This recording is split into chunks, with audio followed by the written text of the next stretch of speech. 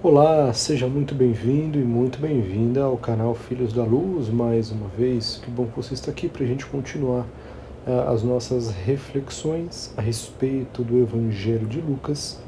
Estamos nessa semana então falando sobre Lucas capítulo 2.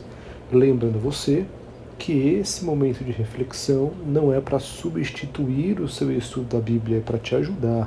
Então pega a sua Bíblia, abra a sua Bíblia em Lucas capítulo 2, estude Lucas capítulo 2 e use aqui as nossas reflexões para te ajudar, enfim, para você aprender alguns detalhes a respeito de Lucas capítulo 2.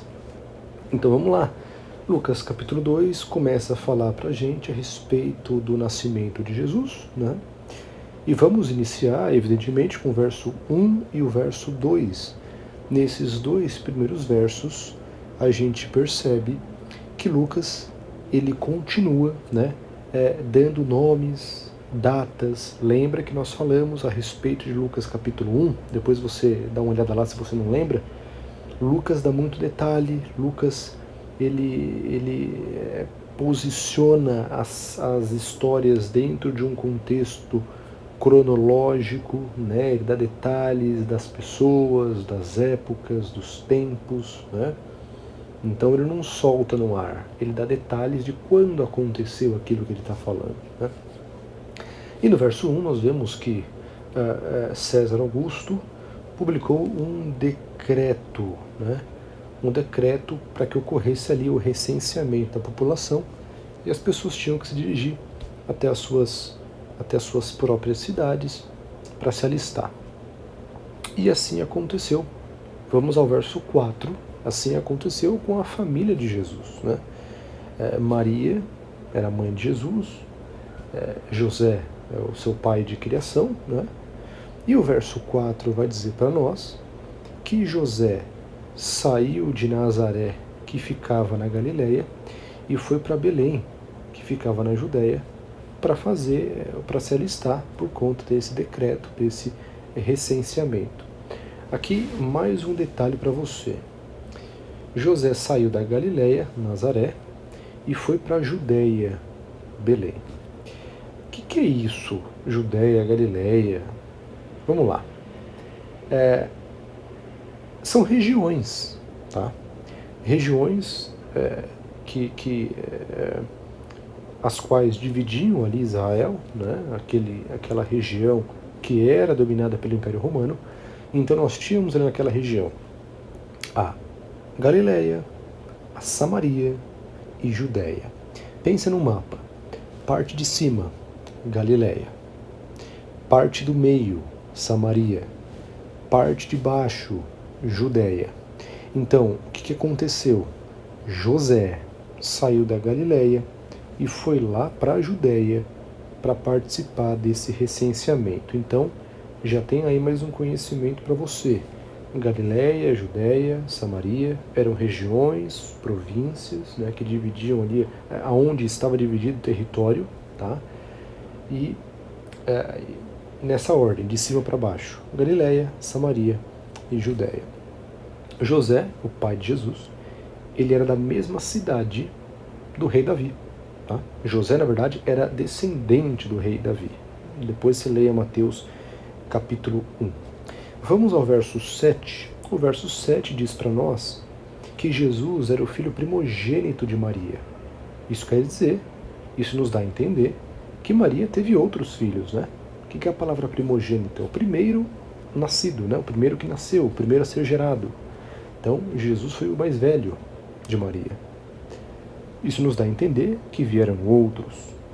E aí a gente consegue, de certa forma, com muito respeito, né, aos nossos irmãos católicos, dizer que Maria não foi virgem a vida inteira, né?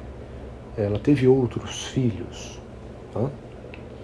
Depois nós vamos ao verso 10, né? E o verso 10 está dentro de um relato onde alguns pastores de ovelhas estavam ali cuidando do rebanho, até que inicialmente apareceu um anjo, depois vários anjos, né? Para falar que Jesus havia nascido, né? Que o Salvador havia nascido. E o verso 10 diz para nós, né, o anjo individual falando para os pastores, ele diz que ele havia vindo para trazer uma boa nova de grande alegria, que era o nascimento de Jesus o Salvador. Note que interessante, a mensagem do nascimento de Jesus o Salvador é uma boa notícia de grande alegria. Isso é muito bonito de se pensar. A mensagem da salvação, a mensagem do Evangelho é uma mensagem de alegria. E o verso 13 e verso 14 dizem para nós que o universo inteiro se alegra e se alegrou com o nascimento de Jesus.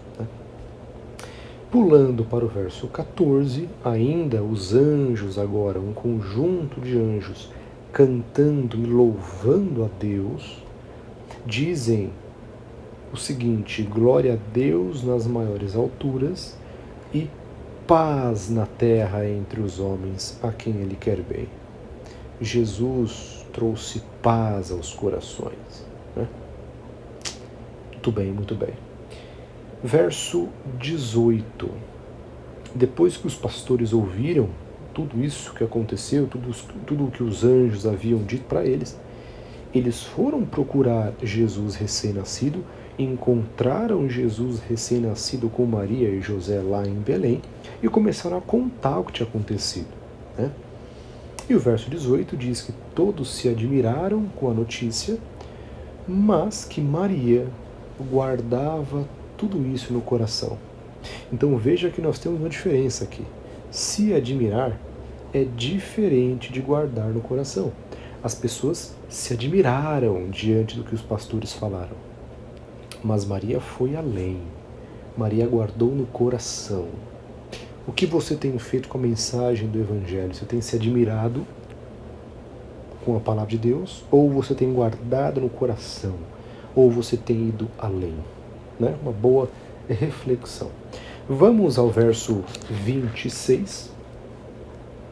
Nós vamos analisar o verso 26 junto com o verso 29, porque tem um detalhe interessante aqui. O verso 26, né, quer dizer, a partir do verso 25 até o 35, nós temos o relato de um homem chamado Simeão, né, que tomou Jesus nos braços e louvou a Deus. Depois você lê com calma. Só que o interessante é que o verso 26 diz para nós que esse Simeão tinha recebido uma visão, uma revelação do Espírito Santo de que ele não morreria antes de ver o Messias pessoalmente. E aí ele encontrou Jesus Cristo recém-nascido no templo com seus pais, né? E ali ele tomou Jesus nos braços e começou a louvar a Deus. E o verso 29, no verso 29, Simeão diz o seguinte: agora, Senhor, podes despedir em paz o teu servo, segundo a tua palavra. Ou seja, Senhor, o Senhor cumpriu a tua promessa, agora eu posso morrer em paz. O detalhe interessante é o seguinte: no verso 26, diz que foi o Espírito Santo quem deu a revelação para Simeão. No verso 29, diz, o próprio Simeão diz que Deus lhe deu a revelação. O que a gente entende diante disso? O Espírito Santo é Deus. O verso 26 fala do Espírito Santo. O verso 29 fala do Senhor. Conclusão: o Espírito Santo, que é Deus, que é um ser divino, uma pessoa da Trindade, deu a revelação para Simeão. Então lembre-se, o Espírito Santo é Deus. E aí nós vamos ao verso 32, ainda, né, dentro do louvor de Simeão. Ele diz que Jesus, a criança recém-nascida, era luz para a revelação aos gentios e para a glória do teu povo de Israel. Quem eram os gentios? Era justamente o povo que não era de Israel. O povo de Israel, nós tínhamos os judeus. Gentio era quem não era judeu, quem não era de Israel. Então eram dois opostos. De um lado judeu, do outro gentios, quem era do povo de Israel e quem não era do povo de Israel. O que Simeão está dizendo aqui? Cristo é para todo mundo. Cristo é para o judeu Cristo é para o não-judeu. Cristo é para todas as pessoas. Cristo veio por todos. Não importa etnia, ascendência, nacionalidade, Cristo veio para todos. Nunca se esqueça disso. Todas as pessoas que cruzam com você no seu caminho no dia a dia, lembre-se, Cristo veio por ela também. Vamos ao verso 51. O verso 51, a partir do verso 41, na verdade, nós lemos o relato de quando Maria e José esqueceram Jesus em Jerusalém, encontraram Jesus 3 dias depois, né? Quer dizer, 3 a 4 dias depois, e fizeram uma certa repreensão para Jesus. Enfim, Jesus não se irou, né? O Rei do Universo não se irou e atendeu a repreensão de seus pais com mansidão. E aí, no verso 51, nós vemos que agora Maria, José e Jesus voltam, né, para Nazaré. Lembra que eles tinham ido para Jerusalém?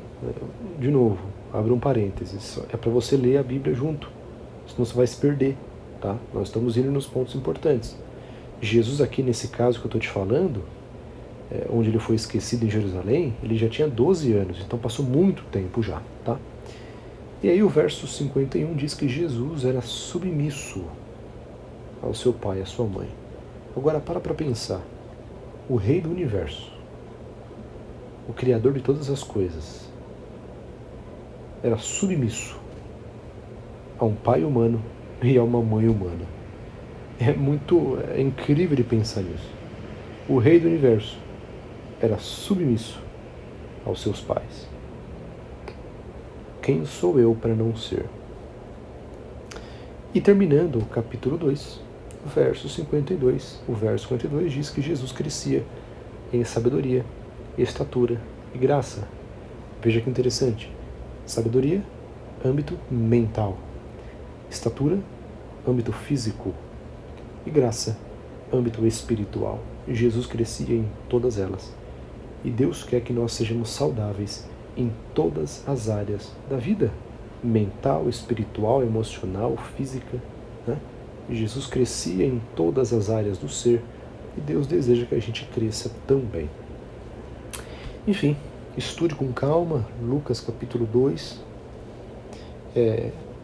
Volte aqui quantas vezes você precisar para ouvir esses pontos importantes.